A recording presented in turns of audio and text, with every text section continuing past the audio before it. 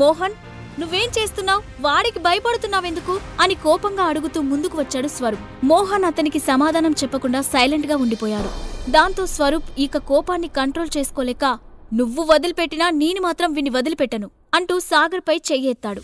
కాని ఎత్తిన చెయ్యి గాల్లో ఉండగానే గిర్రున తిరిగి కిందపడి నేలకు కరుచుకున్నాడు.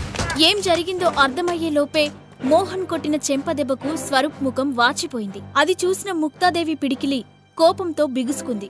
తన ముద్దుల మనవడ్ని ఒక రౌడీ తన కళ్ళ ముందే కొట్టడంతో ఆమె ఆవేశంతో రగిలిపోయింది.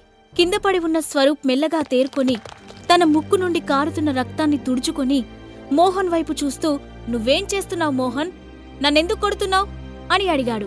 డిక్కిబల్సిన కోడి చికెన్ షాప్ ముందుకొచ్చి, తొడగొడితే ఏం చెయ్యాలి? ఆ తొడ కట్ చేసి పడేయాలి కదా. అదే చేశాను. చూడు, ఇక ముందు నువ్వు ఎక్కడా నా పేరు వాడటానికి వీల్లేదు అని హెచ్చరించి సాగర్ వైపుకు తిరిగి, ఇప్పట్నుండి నాకు అతనికి ఎలాంటి సంబంధం ఉండదు సార్, నన్ను నమ్మండి అని అన్నాడు. సాగర్ సరే అంటూ చిన్నగా తల ఊపి నవ్వుతూ స్వరూప్ వైపు చూశాడు. మచ్చమోహన్ వెంటనే తన వాళ్లతో అక్కడి నుండి బయలుదేరి వెళ్లిపోయాడు. కార్లన్నీ ఆ రెస్టారెంటును వదిలిపెట్టగానే ముక్తాదేవి హడావుడిగా, స్వరూప్, నువ్వు బానే ఉన్నావా అంటూ స్వరూప్ దగ్గరికి వెళ్ళింది. దాంతో ఆ పార్టీలోని మిగతా వాళ్లు కూడా స్వరూప్ ను చుట్టుముట్టి పరామర్శించడంలో మునిగిపోయారు. సాగర్ వాళ్ళందరి వైపు ఒకసారి చిరాగ్గా చూసి అక్కడి నుండి బయటకు నడిచాడు. అది చూసిన అఖిల, సాగర్ సాగర్ అని పిలుస్తూ అతని వెనుకే వెళ్ళింది. కాని సాగర్ ఆమె మాట వినిపించుకోకుండా బయట రెడీగా ఉన్న క్యాబ్ ఎక్కి వెళ్లిపోయాడు. వెళ్లిపోయిన కారు వైపే నిస్సహాయంగా చూస్తూ నిలబడింది అఖిల. మరో 5 నిమిషాలకు స్వరూప్ ను రెస్ట్ తీసుకోమని, మిగతా విషయాలు తర్వాత చూద్దామని ముక్తాదేవి నచ్చచెప్పి అతన్ని రూమ్కి పంపించడంతో తిరిగి అక్కడ పార్టీ మళ్లీ మొదలైంది. మరో 10 నిమిషాలు గడిచేసరికి లక్షల విలువ చేసే కొన్ని లగ్జరీ కార్లు వరుసగా లోపలికి వచ్చి ఆగాయి. ఈ టైంలో అక్కడికి వచ్చింది ఎవరై ఉంటారా అని అందరూ తలలు తిప్పి అటువైపు చూశారు. అప్పుడు కారులో నుండి కిందకు దిగాడు కేదార్నాథ్. అతన్ని చూడగానే, గ్రానీ, కేదార్ గారు వస్తున్నారు అంటూ ఎవరో ఆమెకు ఇన్ఫర్మేషన్ పాస్ చేశారు. ఆ మాట విన్న ముక్తాదేవి ఆశ్చర్యపోయింది. ఆమె కేదార్ను తన బర్త్డే పార్టీకి ఇన్వైట్ చేయలేదు. పైగా కేవలం ముఖపరిచయం తప్ప ఆమె కేదార్తో ఒక్కసారి కూడా సరిగ్గా మాట్లాడలేదు. అలాంటప్పుడు అతను ఎందుకు వచ్చాడో ఆమెకు అర్థం కాలేదు. ఆమె ఆ ఆలోచనలో ఉండగానే 10 మందికి పైగా బాడీగార్డ్స్తో వేగంగా నడుచుకుంటూ అక్కడికి వచ్చిన కేదార్ ముక్తాదేవిని చూసి నవ్వుతూ, మేడం, సాగర్ గారు ఎక్కడున్నారు అని చుట్టూ చూస్తూ అడిగాడు.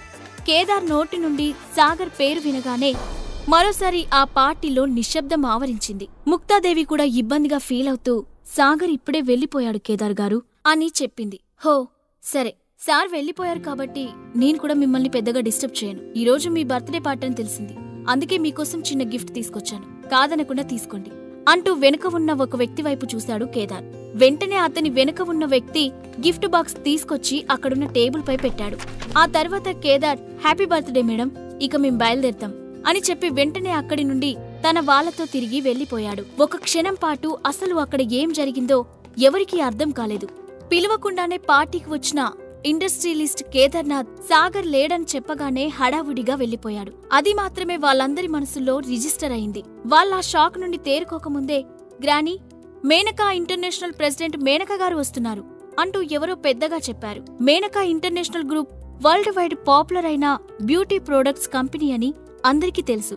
ఆమె ముక్తాదేవి బర్త్డే పార్టీకి రావడం అక్కడ వాళ్ళందరికీ ఆశ్చర్యం కలిగింది. ముక్తాదేవికి మాత్రం ఆ మాట వింతగా అనిపించింది. అసలు పరిచయమే లేని మేనకా తన కోసం ఎందుకు వస్తుందో ఆమెకు అర్థం కాలేదు. అప్పుడే పింక్ కలర్ ఫార్మల్ సూట్లో వెనుక 12 మంది లేడీ బాడీగార్డ్స్తో అక్కడికి వచ్చింది మేనక. స్టేజ్ పైకి వస్తూనే పక్కనే ఉన్న తన బాడీగార్డ్ దగ్గర నుండి ఫ్లవర్ బొకేని తీసుకుని ముక్తాదేవికి అందిస్తూ, మీరిలాంటి పుట్టినరోజులు మరెన్నో జరుపుకోవాలని కోరుకుంటున్నాను, హ్యాపీ బర్త్డే మేడం అని విష్ చేసింది. ముక్తాదేవి కూడా బొకేని తీసుకుని నవ్వుతూ, ప్రెసిడెంట్ మేనకా, మీ గొప్పదనం గురించి నేను వినడమే తప్ప ఇంతవరకు మిమ్మల్ని కలవలేకపోయాను. ఈరోజు మిమ్మల్ని ఇక్కడ చూడటం నాకు సంతోషంగా ఉంది అని చెప్పింది. కాని మేనక ఆమె మాటలు పెద్దగా పట్టించుకోకుండా స్టేజ్ ఎదురుగా ఉన్న జనాల్లోకి చూసి ఎవరినో వెతుకుతున్నట్లుగా అటూ ఇటూ తల తిప్పుతూ, ముక్తా మేడం, సాగర్ గారు ఎక్కడున్నారో తెలుసుకోవచ్చా అని అడిగింది. ఆ మాట వినగానే ముక్తాదేవి ముఖం మారిపోయింది. దాంతో కొంచెం ఇబ్బందిగా కదులుతూ, క్షమించండి ప్రెసిడెంట్ మేనక, సాగర్ కాసేపటి క్రితమే ఇక్కడి నుండి వెళ్లిపోయారు అని చెప్పింది. అది వినగానే మేనక ఒక క్షణం కూడా ఆలస్యం చేయకుండా, హో పర్వాలేదు, అయితే నేను మిమ్మల్ని ఎక్కువసేపు డిస్టర్బ్ చేయను అని చెప్పి తన పక్కనే ఉన్న బాడీగార్డ్స్ వైపు చూసి తల ఊపింది. వెంటనే బాడీగార్డ్ తన చేతిలో ఉన్న గిఫ్ట్ బాక్స్ను తీసుకెళ్లి పక్కనే ఉన్న టేబుల్ పై పెట్టాడు.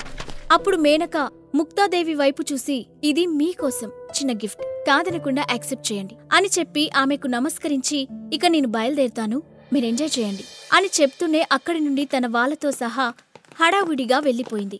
అదంతా చూస్తున్న ఆ ఫ్యామిలీ వాళ్ళందరికీ అంతా అయోమయంగా అనిపించింది. 3 సంవత్సరాల నుంచి తామంతా ఒక పనికిరాని వాడిగా చూస్తున్న ఆ ఇంటి అల్లుడికి సొసైటీలో ఉన్న అంత గొప్ప గొప్ప వాళ్లతో పరిచయాలు ఉన్నాయని తెలిసి వాళ్లు నమ్మలేకపోయారు. ముక్తాదేవికి కూడా ఒక క్షణం పాటు ఏం చేయాలో అర్థం కానట్లు మౌనంగా ఉండిపోయింది.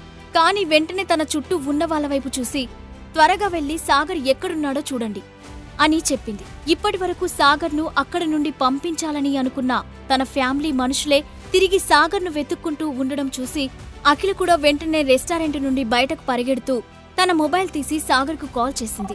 అటువైపు నుండి సాగర్ కాల్ లిఫ్ట్ చేయగానే, సాగర్ నువ్వెక్కడున్నావు అని ఆతృతగా అడిగింది. ఇంటికి వెళ్తున్నాను, కానీ నువ్వేం భయపడకు, నేనక్కడ ఉండిపోవడానికి వెళ్లడం లేదు, నా లగేజ్ తీసుకుని ఇప్పుడే అక్కడి నుంచి బయలుదేరుతాను అని సాగర్ సీరియస్ గా సమాధానం చెప్పాడు. లేదు సాగర్, నువ్వెక్కడికి వెళ్ళొద్దు, నేనిప్పుడే వస్తున్నాను, నాకోసం వెయిట్ చేయండి అని దాదాపు అరుస్తున్నట్లుగా చెప్పి వెంటనే ఫోన్ కట్ చేసిన అఖిల తన కార్ దగ్గరకు పరిగెత్తింది. కాని ఇంతలో అఖిల అఖిల అని పిలుస్తూ ఆమె దగ్గరికి వచ్చాడు రానా మల్హోత్రా. అతన్ని చూడగానే అఖిల ముఖం చిట్లిస్తూ తల పక్కకు తిప్పుకుంది. అఖిల, ఎక్కడికి వెళ్తున్నావు? కాసేపట్లో బామ్మగారు మనిద్దరి పెళ్లి గురించి అనౌన్స్ చేస్తారు, ఈ టైంలో నువ్వు లేకపోతే ఎలా? ముందు నాతో రా అంటూ చనువుగా ఆమె చేతిని పట్టుకున్నాడు. అఖిల వెంటనే తన చేతిని వెనక్కి లాక్కుంటూ, అడ్డు తప్పుకోండి మిస్టర్ రానా, నన్ను వెళ్ళనివ్వండి అని అంది. నువ్వు సాగర్ కోసం వెళ్తున్నావా? ఆమె కళ్ళలో సూటిగా చూస్తూ అడిగాడు రానా. అప్పటికే అతని కళ్ళు కోపంతో ఎర్రబడ్డాయి. రానా చేతికి చిక్కిన అఖిల ఎలాంటి ప్రమాదంలో పడబోతుంది? అవమాన భారంతో వెళ్లిన సాగర్ అఖిల నుండి దూరం కాబోతున్నాడా? ఈ ప్రశ్నలకు సమాధానాలు తెలుసుకోవాలంటే నెక్స్ట్ ఎపిసోడ్ వినాల్సిందే.